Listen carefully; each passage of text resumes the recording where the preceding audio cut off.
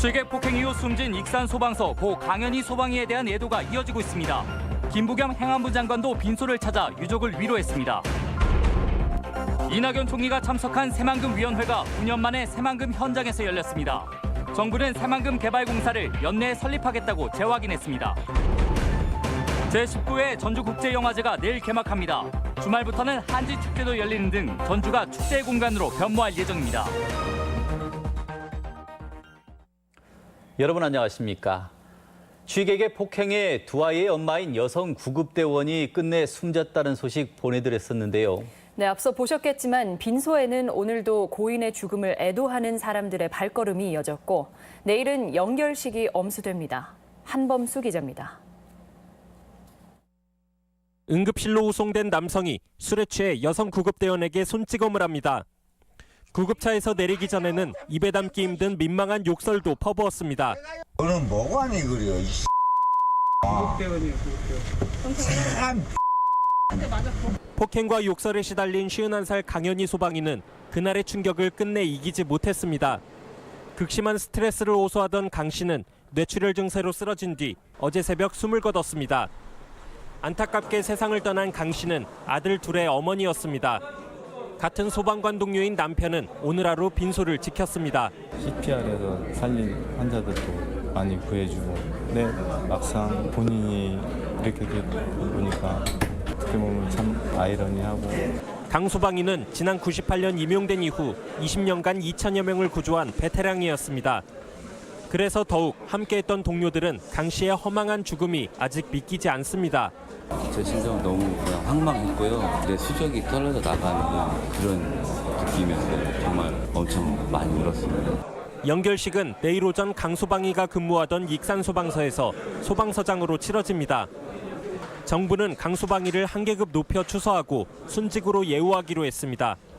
강 씨를 부검한 국과수는 뇌동맥류 파열로 숨졌다는 1차 소견을 내놨고 경찰은 폭행을 직접적인 사망 원인으로 볼 수 있을지 조사하고 있습니다. MBC 뉴스 한범수입니다. 새만금 관련 최고 의사결정기구는 새만금위원회고 위원장은 국무총리인데요. 이 총리가 주재하는 새만금위원회가 9년 만에 새만금 현장에서 열렸습니다. 박찬익 기자가 다녀왔습니다.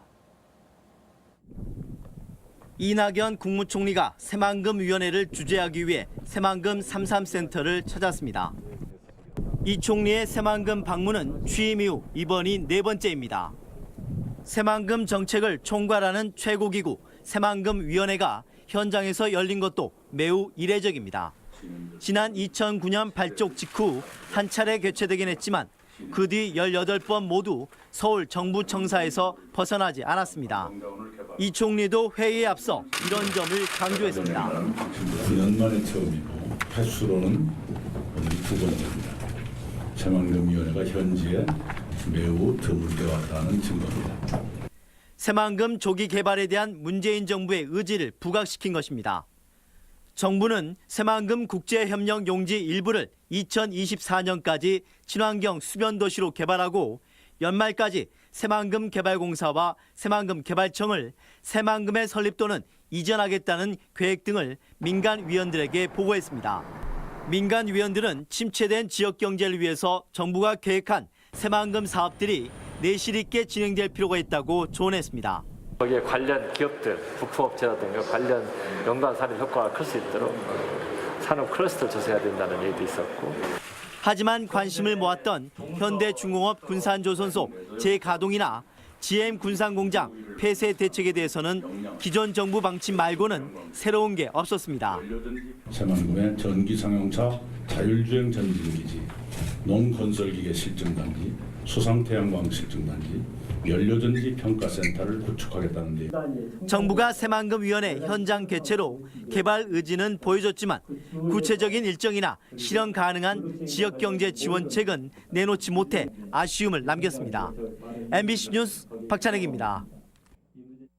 위기에 빠진 군산 지역 조선과 자동차 협력업체 관계자들이 한자리에 모였습니다. 이들은 정부의 안이한 상황 인식을 비판하며 정부의 관련 대책과 시급한 예산 편성을 요구했습니다. 이몽진 기자입니다. 한국 GM 군산공장 폐쇄 결정에 지역 내 위기감이 팽배해지는 가운데 정부 관계자와의 간담회 자리가 마련됐습니다. 전라북도와 군산시는 현대중공업에 이어 GM의 가동 중단으로 지역 총생산이 줄고 도시의 존립 기반이 흔들리고 있다며 신속한 대책을 호소했습니다. 정부는 산업위기와 고용위기 지역으로 지정된 군산 경제회생을 위해 추경안 편성 내용을 설명했지만 정작 국회가 열리지 않아 실효성이 없는 상태입니다. 군산의 지역 경제를 생각하면 그 절실함이 이루 말할 수가 없을 상황입니다. 정치권의 여러 가지 사정상 이게 막혀. 벼랑 끝으로 내몰린 군산협력업체와 근로자들에게는 우선 부품기업 지원, 그리고 퇴직인력 전환교육과 재취업 등의 2천억 대의 예산이 필요하다는 주장입니다. 하지만 당초 요구한 예산보다 3분의 1 수준으로 지원 규모가 축소되고 아직 예산 투입이 안 되다 보니 지역 내 분위기는 냉랭해지고 있습니다. 위기 지역이 선포되었다고 해가지고 특별히 어떤 혜택이 주어지는 것이 거의 피부에 와 닿는 게 없습니다. 특히 지방선거를 앞두고 정치권이 추경안 처리보다 선거를 의식한 행보만을 보이고 있다며 이를 성토하고 분명한 대책을 따져 묻기도 했습니다. 정부 관계자는 다른 위기 지역과 동등하게 군산에 대한 지원이 이루어질 것이라고 설명했습니다. 저희들이 이 현장의 목소리를 많이 들어서 진짜 제대로 된 어떤 지역 대책이 나올 수 있게 이렇게 해야 된다고 느꼈습니다. 하지만 구체적인 일정과 범위에 대해서는 국회 상황을 지켜봐야 한다는 입장이어서 절박한 민심을 달래기에는 역부족이라는 평가입니다. MBC 뉴스 임홍진입니다. 올해로 19번째를 맞은 전주국제영화제가 내일 개막합니다. 5일부터는 한지 문화축제도 열리는 등 전주가 축제 분위기로 들썩이고 있습니다. 이경희 기자가 보도합니다. 3천여 명이 수용 가능한 돔 상영장.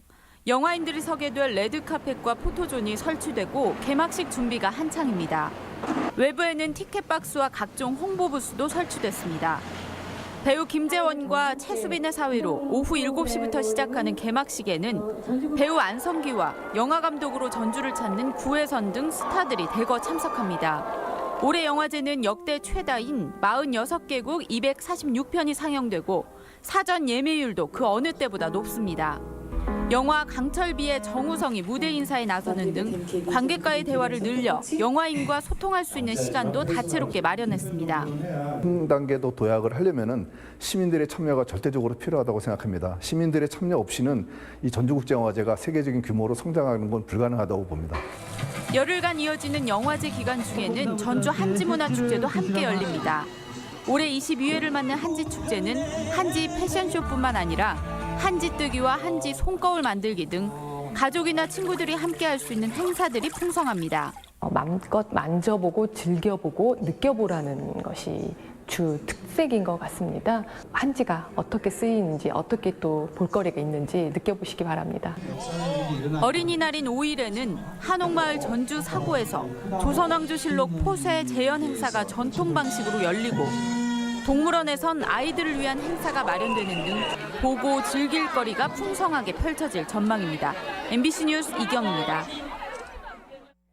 토마토나 수박 같은 원예작물 바이러스는 농사에 치명적인데요. 바이러스를 손쉽게 진단할 수 있는 진단 키트가 개발되고 있어 눈길을 끌고 있습니다. 강동엽 기자입니다. 수해를 입은 것처럼 토마토 밭 한쪽이 심각하게 시들어 있습니다. 잎과 줄기, 열매할 것 없이 마르거나 썩었는데 바이러스가 급속도로 퍼진 겁니다. 전염성이 강한 데다 약제도 없다 보니 늦게 발견하면 1년 농사를 망칠 수밖에 없습니다. 병이 큰 병이 왔다 하면은 이거는 저희가 팔아먹을 수가 없어요. 어디다가 내버릴 수도 없어요. 한 작기를 쉬어야 돼요, 쉬어. 이런 바이러스를 효과적으로 확인할 수 있는 간편한 진단 키트가 개발되고 있습니다. 오이 모자이크 바이러스 등 바이러스 15종을 확인할 수 있는 진단 키트를 농촌진흥청에서 만든 겁니다. 작물의 잎에서 나온 즙을 진단 키트에 떨어뜨리면 내부의 항체가 반응해 감염 여부를 2분 안에 알 수 있습니다. 올해 새로 만든 진단 키트는 임신 진단 키트처럼 간편하게 사용할 수 있게 했고 사용 유효 기간도 6개월에서 1년으로 늘렸습니다. 이 진단 키트는 고추와 수박, 오이 등 국내에서 재배 면적이 넓은 채소 10개 품목에 적용 가능합니다. 가격도 외국산의 4분의 1인 3,000원으로 저렴하며 연간 농가 피해 예방 효과는 400억 원에 달할 것이란 추정입니다.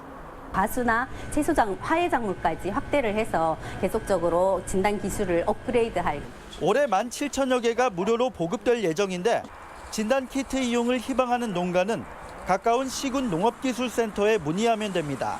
MBC 뉴스 강동엽입니다. 해외에 원조하는 쌀이 군산항에서 선적됩니다.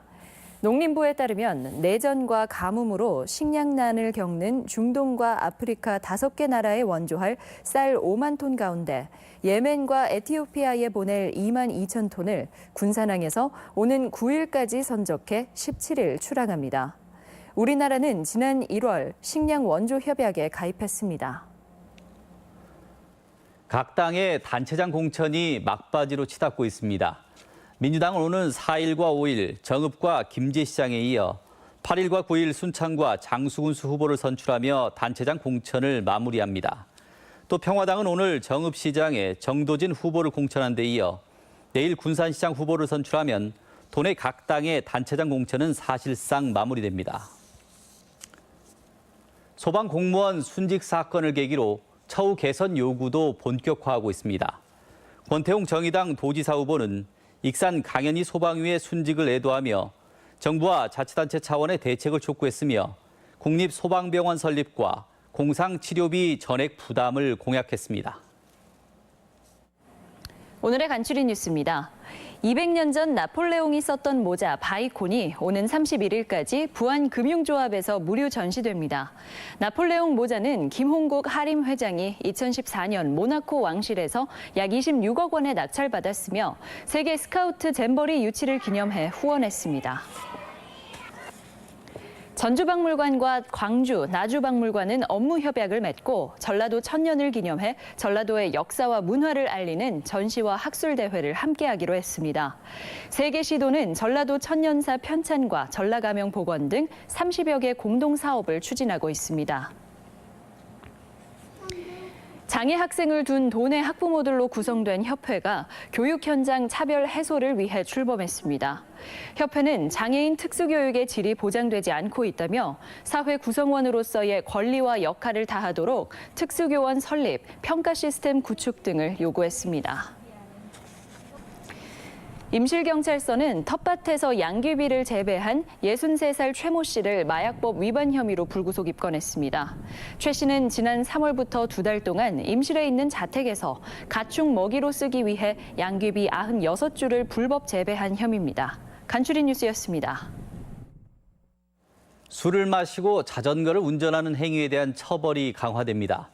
전주시는 술에 취한 상태로 자전거를 운전하는 경우 20만 원 이하의 벌금이나 구류에 처한다며 주의를 당부했으며 운전자뿐 아니라 동승자도 안전모를 착용해야 한다고 밝혔습니다. 교육청에 따르면 학생인권센터가 지난 2015년 1,200만 원을 들여 학교 운동부 50곳의 실태 조사를 진행했지만 중간 보고서만 냈을 뿐 최종 보고서를 작성하지 못했습니다. 인권센터 측은 전문성 부족으로 보고서를 마무리하지 못한 점을 인정해 예산 낭비 지적을 받고 있습니다. 임정엽 전 완주 군수가 민주평화당 도지사 후보로 확정됐습니다. 민주평화당은 오늘 6월 지방선거 도지사 후보로 추대된 임정엽 전 완주 군수 공천을 인준했습니다. 이에 따라 도지사 선거전은 4파전 구도로 치러질 전망이며 임정엽 후보는 출마를 공식 선언할 예정입니다. 현직 단체장들의 예비 후보 등록이 이어지면서 지방선거가 본격화하고 있습니다. 가장 먼저 김승수 전주시장이 예비 후보 등록을 한 데 이어 정헌율 익산시장이 지난달 24일 등록했습니다. 전북권 뉴스였습니다.